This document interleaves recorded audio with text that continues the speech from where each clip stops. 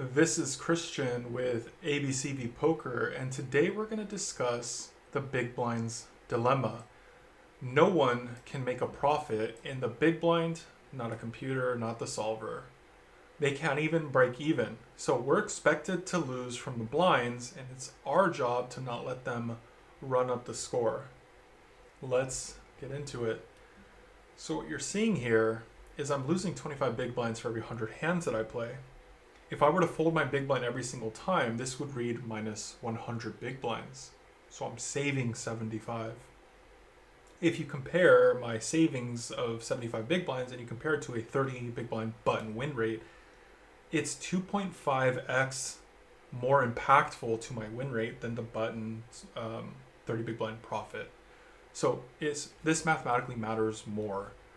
We're going to be playing more hands from here, and the opportunity to save money is larger than the win rate we can accomplish on the button. It cannot be overlooked, okay? So we have to learn how to play defense or we're going to get ran over. We have to start off with the math so we understand what we're trying to accomplish. Let's get started. Let's imagine we're getting 4-1 and our equity required is 20%. So we're getting 4-1 on a call, and it only requires 20% equity to break even, meaning our hand only needs to win 1 out of every 5 times, or our range only needs to win 1 out of every 5 times to justify continuing. The bar is even lower than that. We're not expecting to break even. We're expected to lose. Even the solver's losing. They're putting in 1.1 and they're coming out with 0.93.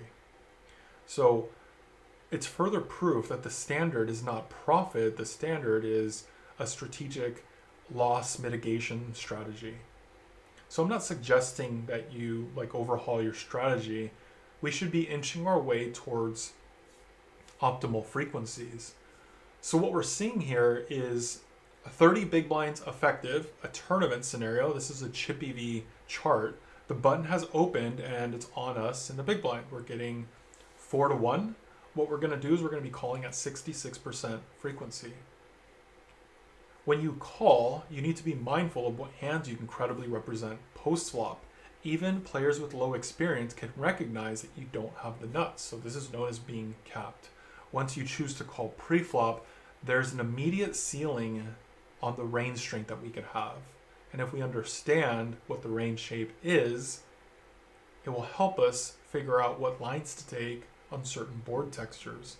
So if a board is like ace high and king high, we're not doing so well against an uncapped button range, for example. I can't talk about a 66% calling range without at least talking a little bit about some check raising opportunities. Same scenario, 30 effective, the button's going to be betting a third into us, and now it's on the big blind to respond. We're getting 4-1 on our money. We're going to be check raising at about 17.5% frequency. And I want to show you at least a few heuristics on what boards to check raise. So starting with our larger sizing, so they're going to go from 2 big blinds to 7.1, so it's a little bit bigger, a little bit more polar of a size. Notice the flop textures in which we're check raising the sizing at a high frequency. First thing I notice that it's kind of 8 high on average and below. It's also a rainbow texture. When it's rainbow and it's a low texture, we tend to want to use a big and polar sizing. There's a few reasons for that.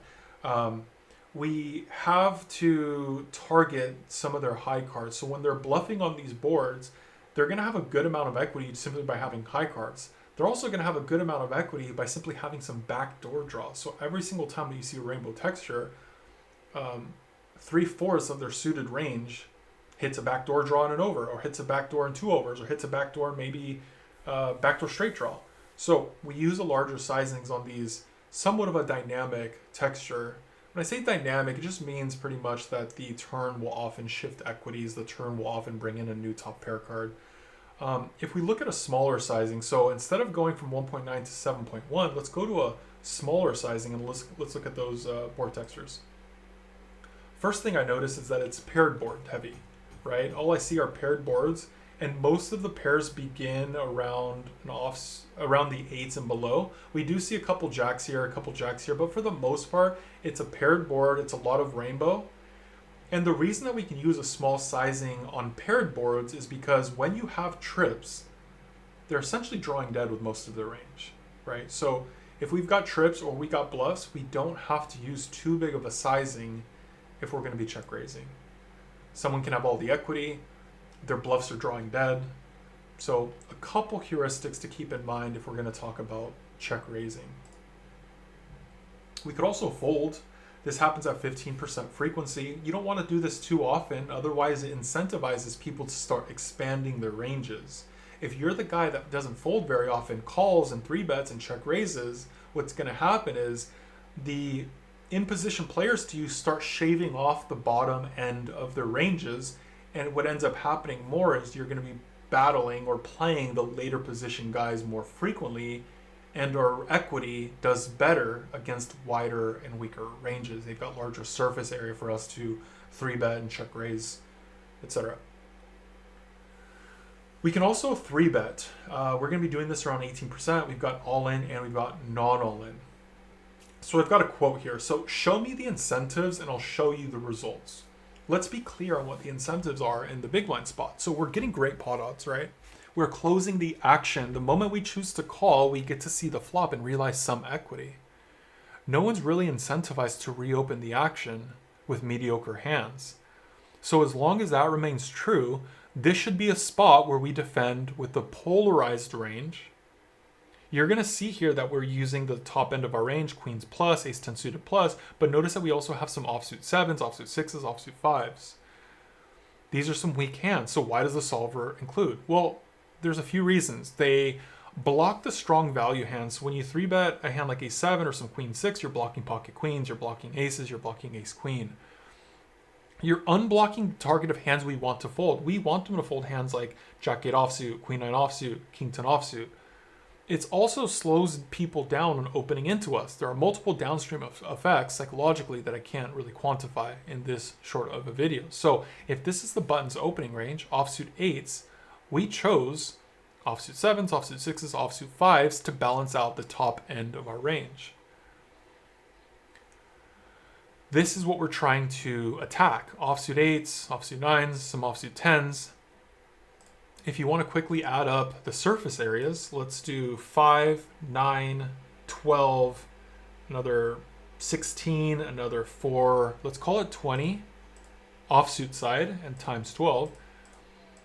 240 combinations. If we go to the suited side, let's count this up. 4, 8, 12, 16, 24. Let's call it at least 26 or so. 26, and then you multiply it by the suited side. 104. 104 on the suited side. 204 on the offsuit. Ignore the suited side. Attack this range.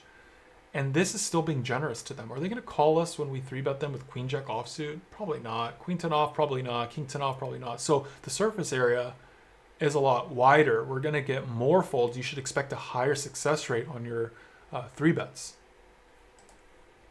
What are the takeaways? You got to fight back enough from the big blind. We need to stop the bleeding. Remember, if you fold too much, it's going to impact the win rate bigger or more than your button profits, for example. When we 3-bet non-all-in, we use a large sizing to represent the polar shape of our range. We want to unblock their bottoms. If they open offsuit 8s, we'll grab some offsuit 7s and below to 3-bet them. Check raise more on low rainbow textures to a large sizing, and check raise more on paired boards to a smaller sizing. Hopefully you found some value there. I'll see you on the next one. Thanks for being here.